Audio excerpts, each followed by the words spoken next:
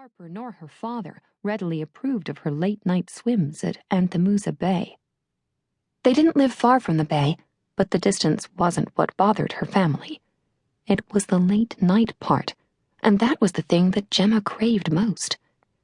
Out there, under the stars, the water seemed like it went on forever. The bay met the sea, which in turn met the sky, and it all blended together like she was floating in an eternal loop. There was something magical about the bay at night, something that her family couldn't seem to understand. Gemma tried the key one more time, but it only elicited the same empty clicking sound from her car. Sighing, she leaned forward and stared out at the moonlit sky through the cracked windshield. It was getting late, and even if she left on foot right now, she wouldn't get back from her swim until almost midnight. That wouldn't be a huge problem, but her curfew was 11. Starting off the summer being grounded on top of having a dead car was the last thing she wanted. Her swim would have to wait for another night. She got out of the car. When she tried to slam the door shut in frustration, it only groaned, and a chunk of rust fell off at the bottom. "This is by far the worst $300 I ever spent," Gemma muttered. "Car trouble?" Alex asked from behind her, startling her so much she nearly screamed. "Sorry, I didn't mean to scare you."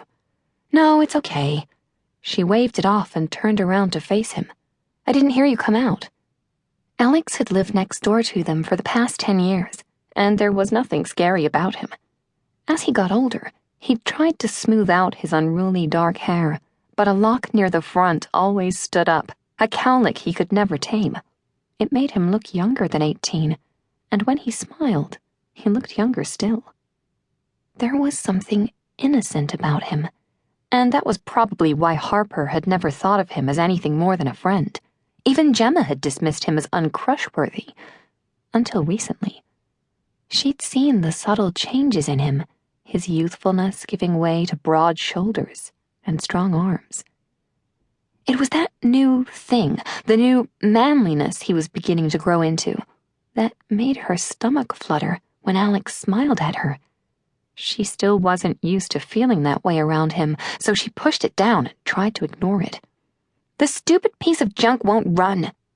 Gemma gestured to the rusty compact and stepped over to where Alex stood on his lawn. "I've only had it for 3 months, and it's dead already."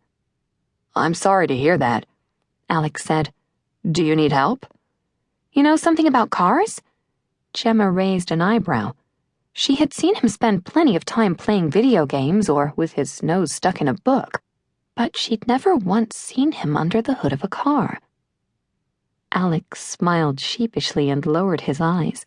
He had been blessed with tan skin, which made it easier for him to hide his embarrassment, but Gemma knew him well enough to understand that he blushed at almost anything. "No," he admitted with a small laugh, and motioned back to the driveway where his blue Mercury Cougar sat. "But I do have a car of my own." He pulled his keys out of his pocket and swung them around his finger. For a moment, he managed to look slick before the keys flew off his hand and hit him in the chin. Gemma stifled a laugh as he scrambled to pick them up. "You okay?"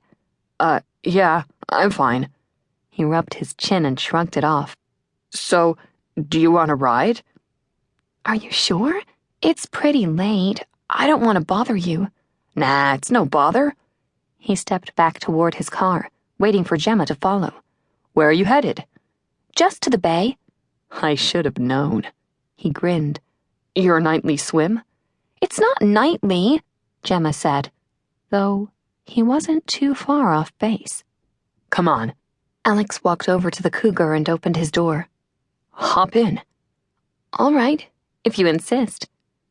Gemma didn't like imposing on people, but she didn't want to pass up a chance at swimming.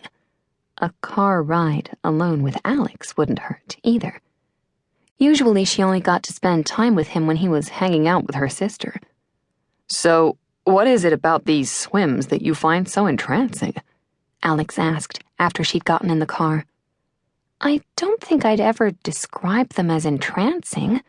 She buckled up her seatbelt, then leaned back.